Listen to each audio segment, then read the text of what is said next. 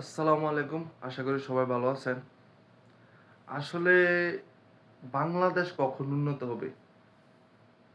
আমরা যারা বাংলাদেশের নাগরিক, তারা কি আজও সৎ মস্তিষ্কে একজন ভালো মানুষ ভালো মানুষ হইতে পারি নাই তো? কেন বললাম? আমরা অনেকদিন ধরে দেখতেছি যে পাম্পে অনেক তেল নিয়ে সংকট দেখাচ্ছে। কিন্তু কোনো পাম্প তেল সংকটে বন্ধ হইছে দেখছেন? দেখেন নাই। তো আমরা যারা নাগরিক আছি, তারা কেন শুধু লাইন ধরে দাঁড়ায় থাকবো? যে তেল শেষ হয়ে যাব, যে এই শেষ হয়ে যাব, ওই শেষ হয়ে যাব। তো আমরা ভালো হইতে হবে আগে। সরকারের সরকারকে পরে দোষ দেন। আগে আমরা ভালো হলে সরকার এমনি ঠিক হয়ে যাবে, দেশ এমনি উন্নত হবে। আপনার শুধু তেলের জন্য লাইনে দাঁড়ানোর কোনো দরকার নাই তো। তেল তো শেষ হয়ে যায় নাই।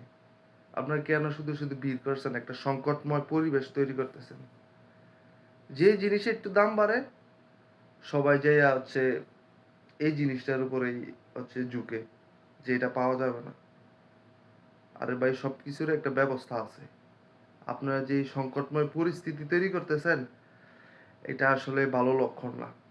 আপনি নিজে ভালো হন, নিজের পরিবারকে ভালোভাবে বাঁচার জন্য শিক্ষা দান করুন। আপনি নিজে ভালো হইলে দেশ ভালো থাকবে।